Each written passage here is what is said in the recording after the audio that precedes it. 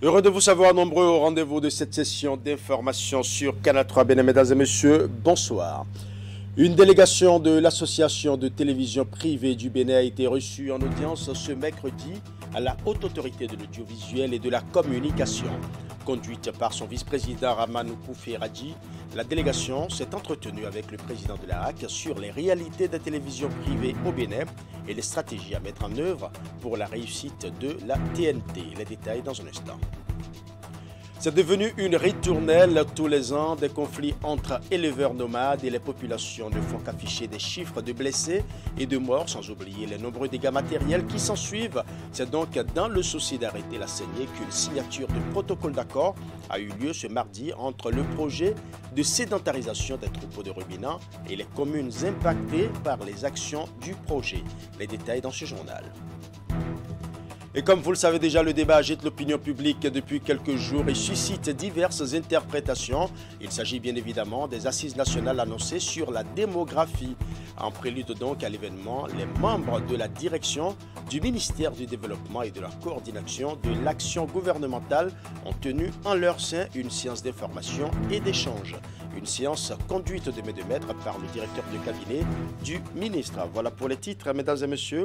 À nouveau, bonsoir.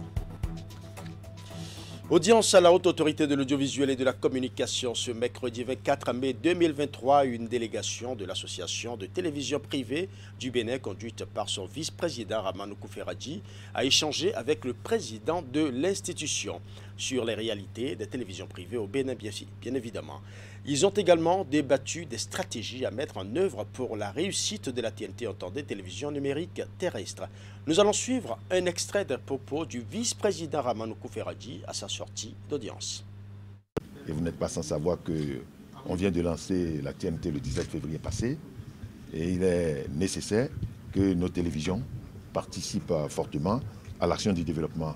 Et pour réussir cela, il faudrait qu'avec l'autorité, on puisse discuter et voir l'apport que l'autorité pourrait nous apporter, le gouvernement et autres, et nos responsabilités face aux défis du développement et de la place de la télévision. Il y a actuellement un travail qui est en cours en ce qui concerne les réformes. Et l'association des télévisions privées du Bénin doit jouer sa partition. Et c'est ça qu'on a essayé d'évoquer avec le président et l'ensemble des conseillers, et pour voir ce que nous devons faire et comment accélérer le processus pour que nos propositions sur le terrain puissent permettre à ce qu'enfin les télévisions béninoises, surtout privées, puissent s'assumer et être la plateforme de la promotion de notre identité culturelle et être aussi un espace de contribution économique. Donc voilà en gros ce que nous avons dit avec la HAC, et la HAC a montré sa disponibilité du moment où le chef de l'État a confié à la HAC d'être l'institution pour conduire les réformes. Nous allons apporter nos différentes contributions et voir clair dans le débat sur la publicité dans le pays et permettre à ce que nos chaînes et l'ensemble de tous les acteurs qui permettent à ces chaînes d'évoluer, les professionnels des médias, on puisse tenir compte de toutes ces aspirations et qu'enfin l'industrie des médias ait un sens dans notre pays et dans la sous-région. Dans les jours à venir, c'est qu'il y aura une série de travaux que nous allons effectuer avec la HAC et le gouvernement, et ce qui va nous permettre de sortir un modèle et qui permettra à ce qu'enfin l'espace audiovisuel, et plus particulièrement la télévision, puisse devenir un espace de promotion réel et que nos télévisions soient à la hauteur des enjeux et aient la capacité de la haute concurrence mondiale, puisque vous n'êtes pas sans savoir que nous sommes confrontés à une action globale mondiale et que nos chaînes doivent avoir la capacité de résister et d'être la vitrine de notre culture, la vitrine de l'éducation et la vitrine de la promotion des affaires. Une autre audience toujours à la Haute Autorité de l'Audiovisuel et de la Communication. Il s'agit cette fois-ci de Abimze Boina, chef session éducation de l'UNICEF. Il est allé échanger avec le président Rémi Prosper Moretti au nom de la représentante résidente de l'organisation. Au menu de la discussion, le fonctionnement des radios communautaires dans le Nord Bénin. Suivant. On a passé en revue un peu la situation des radios communautaires, surtout du côté du nord du Bénin, qui, comme vous le savez, où il y a certains aspects de sécurité à ce niveau-là, pour qu'on puisse renforcer un peu les radios communautaires, pour qu'ils puissent véhiculer les messages de paix, de cohésion sociale, mais également tous les aspects liés aux droits des enfants. Donc c'était une première rencontre de prise de contact pour voir un peu comment on peut travailler ensemble pour accompagner les radios communautaires au niveau du pays, en particulier dans les communes du Nord qui sont confrontées à des situations d'insécurité actuellement. Donc c'était un peu l'objectif de la visite. Merci. Parlons à présent de l'atelier lancé sur le renforcement des capacités des médias, des organisations de la société civile et des acteurs communautaires pour faire face aux effets déstabilisants des navires de pêche hauturière. L'activité est rendue possible grâce au soutien du gouvernement américain qui s'est engagé à œuvrer pour le bien-être des communautés. La formation s'est déroulée ce mardi à Cotonou. Nous allons suivre. C'est l'une des 5 activités du projet promotion des capacités locales pour faire face aux impacts déstabilisants des navires de pêche étrangers dans le golfe de Guinée et en Mauritanie qui se déroule ici à Cotonou. Un projet financé par le gouvernement américain et exécuté dans 7 pays. Le Cameroun, la Côte d'Ivoire, le Ghana, la Mauritanie, le Sénégal, la Sierra Leone et le Bénin. L'atelier que nous entamons représente une occasion unique de rassembler des acteurs clés tels que les médias, les organisations de la société civile et les acteurs communautaires qui jouent tous un rôle crucial dans la sensibilisation, la mobilisation et la mise en œuvre de mesures concrètes pour lutter contre les effets déstabilisants de la pêche hauturière. Grâce à cette collaboration renforcée, nous serons mieux équipés pour sensibiliser le public, influencer les politiques et promouvoir des pratiques de pêche durable. Les effets déstabilisants de la pêche hauturière sont nombreux et complexes. Ils incluent la surpêche, la destruction des habitats marins, les pratiques de pêche illégale non déclarées et non réglementées, dites pêche INM, ainsi que les violations des droits des travailleurs de la pêche. Ces problèmes ont des conséquences dévastatrices sur les écosystèmes marins, les moyens de subsistance des communautés côtières et la sécurité alimentaire. Au cours de cet atelier, vous aurez l'occasion d'échanger des idées, d'apprendre les uns des autres et de développer des solutions novatrices. Des experts et des formateurs chevronnés partageront leurs connaissances et leur expérience, vous fournissant les outils nécessaires pour mener des actions efficaces du plaidoyer à la mobilisation communautaire. Nous espérons que notre rencontre d'aujourd'hui nous permettra de consolider les acquis pour nous conscientiser davantage et améliorer notre manière d'aborder les problèmes liés à la pêche. Nous souhaitons particulièrement que les journalistes ici présents puissent davantage s'informer pour que les médias parlent de plus en plus des problèmes auxquels fait face le secteur de la pêche. Ceci permettra aussi à la société civile de prendre conscience pour qu'à la longue, les acteurs du secteur fassent preuve de transparence et de responsabilité. Pour les participants qui bénéficient de cette formation, c'est une occasion de renforcer leurs compétences. En tant qu'acteur des médias prenant part à cet atelier, la contribution qu'on a à faire, c'est déjà d'avoir accès à cette information, mais la mettre à disposition de tous les acteurs et de la population. Au Bénin, l'État ne subventionne pas la pêche. Quand on prend par exemple le Ghana, le Sénégal, la Côte d'Ivoire, la pêche est subventionnée. Et c'est ça qui favorise l'émulation entre les pêcheurs. Et autre chose encore, c'est que ces pêcheurs, dès qu'ils ont le matériel adéquat, ils font une bonne pêche et ils ne font plus de pêche clandestine ou les pêches INN. Il faut souligner que cet atelier ne se limite pas à une rencontre ponctuelle, mais il marque un début de partenariat solide et durable, puisqu'ensemble, ces acteurs ont le pouvoir de changer les choses et de créer un avenir plus durable pour les océans, communautaires et les générations futures. C'est devenu une ritournelle. Tous les ans, des conflits armés entre éleveurs nomades et les populations ne font qu'afficher des chiffres de blessés et de morts, sans oublier les nombreux dégâts matériels qui s'ensuivent. C'est donc dans le souci d'arrêter la saignée qu'une signature de protocole d'accord a eu lieu ce mardi entre le projet de sédentarisation des troupeaux de ruminants et les communes impactées par les actions du projet. Les détails dans ce reportage signé Assia Monkani, Assia Bon. Entre le projet de sédentarisation des troupeaux de ruminants et les communes impactées par les actions du projet, il existe désormais un protocole. Sa signature est intervenue le mardi 23 mai au siège de l'Association nationale des communes du Bénin. Un acte important.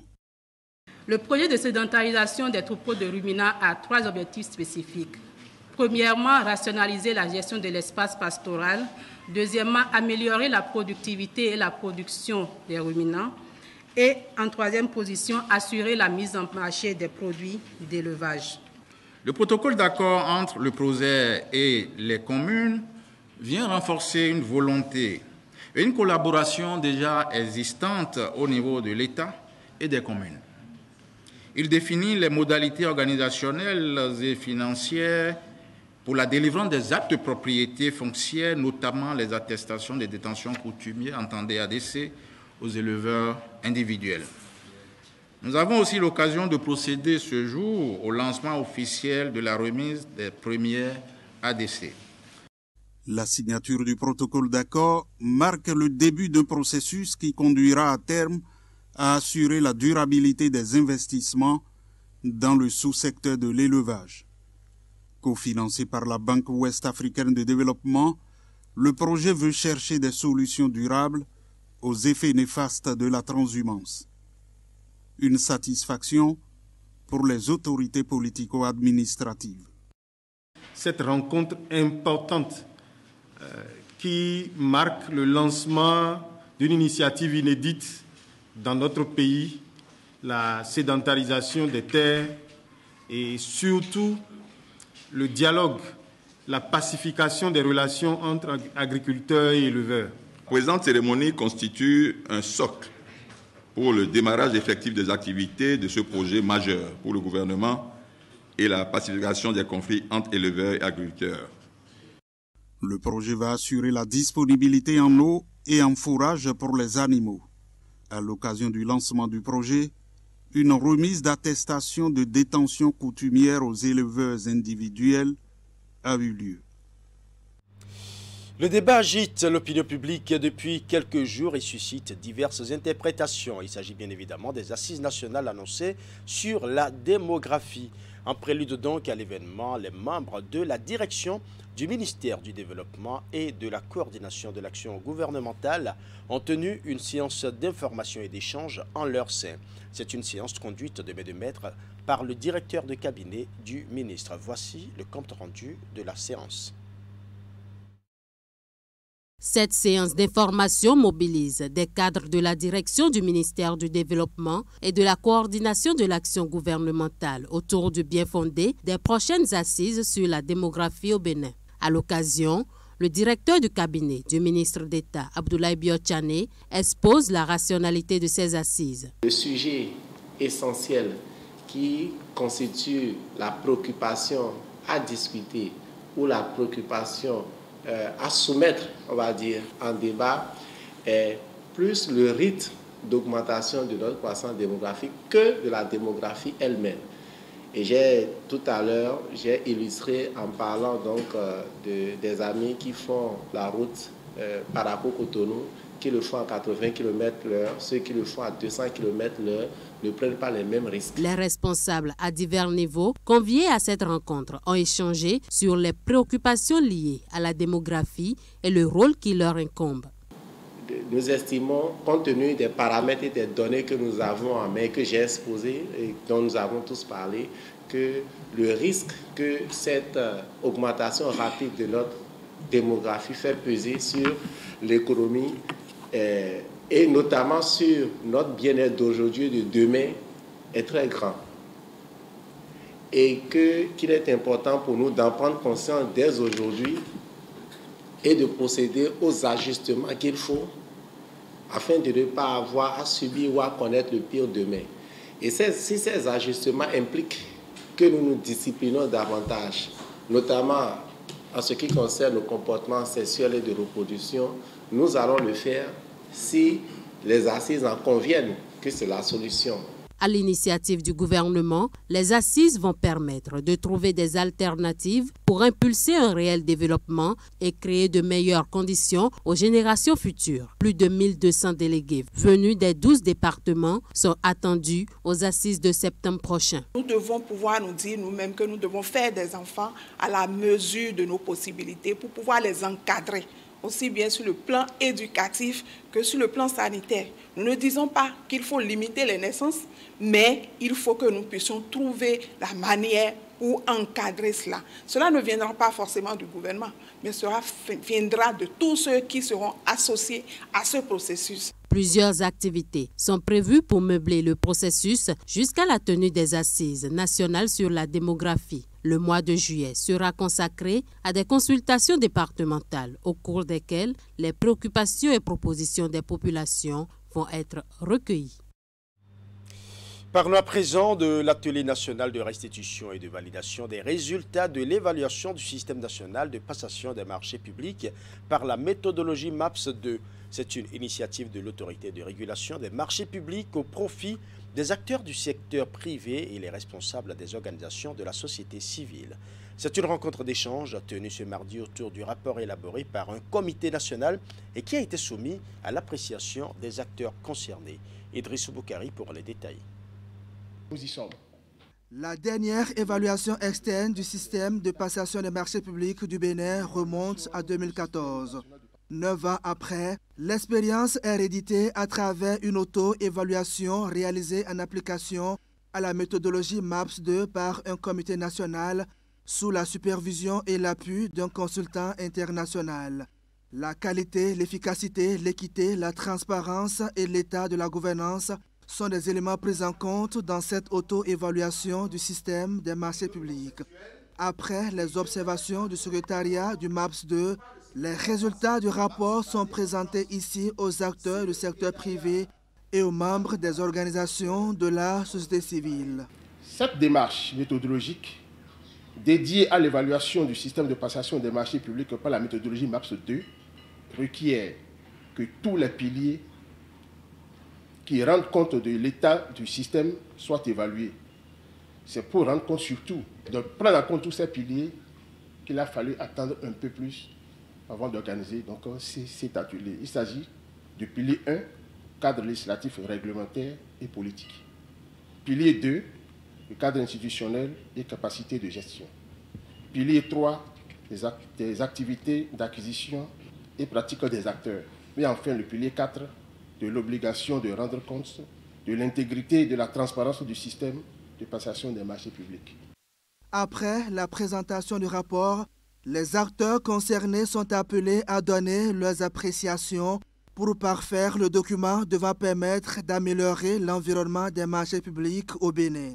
Les résultats présentés à l'occasion de cet atelier national constituent la troisième expérience dans le parcours de l'auto-évaluation, la première étant intervenue en 1999.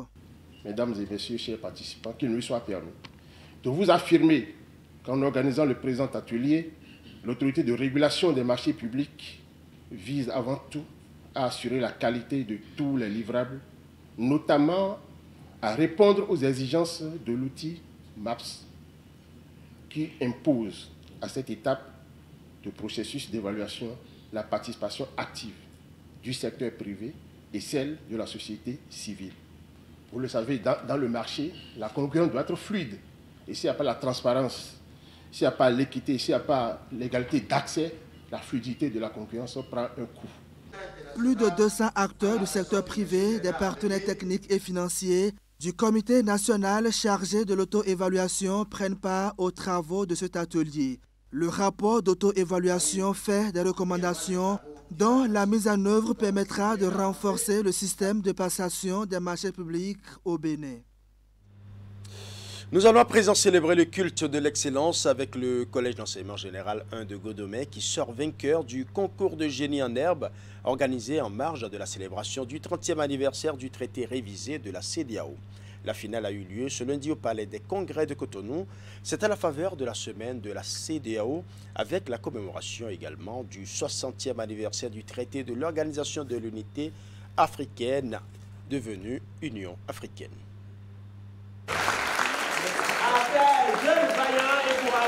Les élèves du Collège d'enseignement général 1 de Godomé viennent en tête de cette compétition qui allie culture générale et divertissement.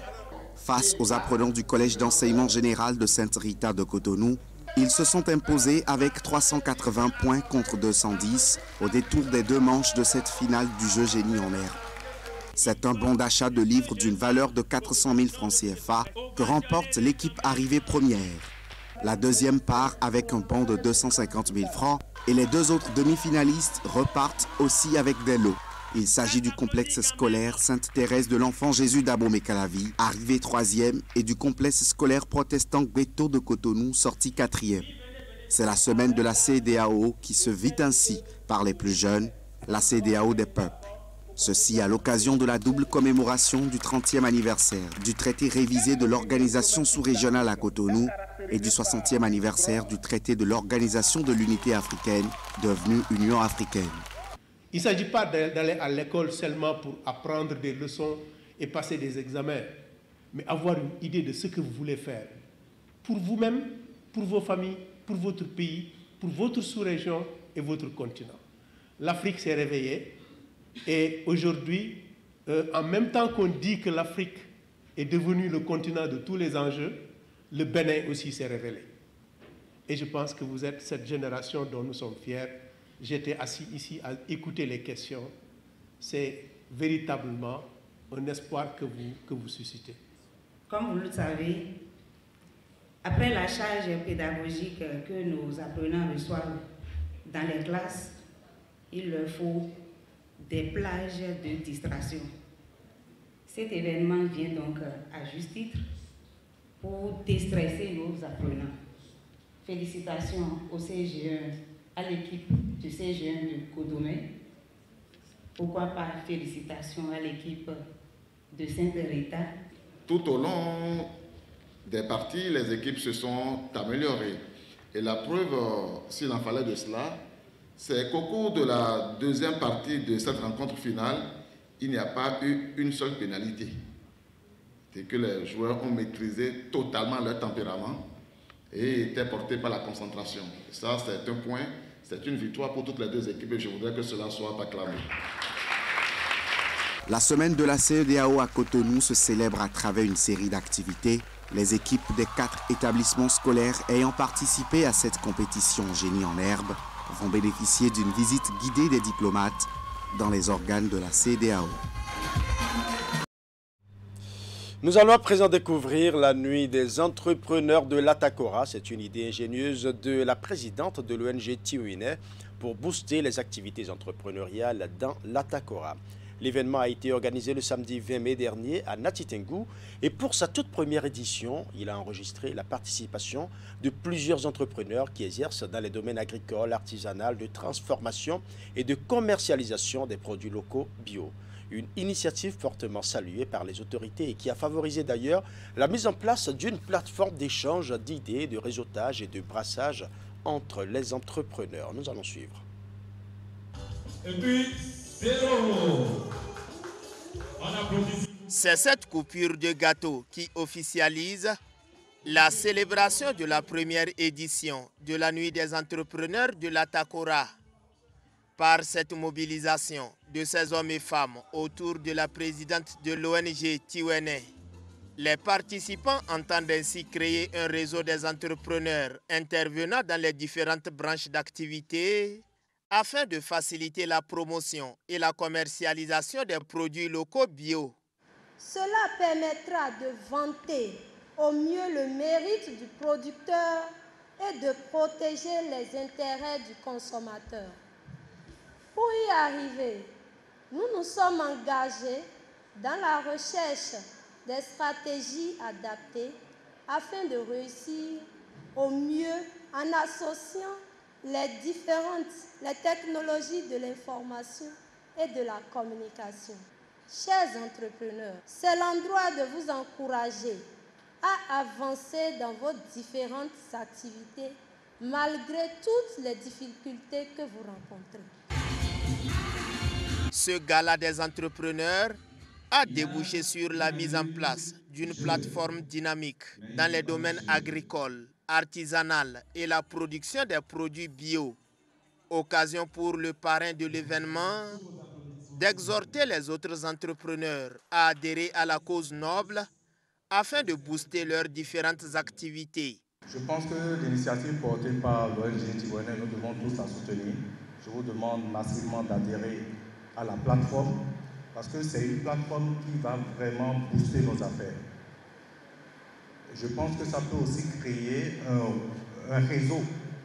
Naïtengo manque de cela, Naïtengo a besoin de cela, un creuset où des entrepreneurs peuvent se retrouver.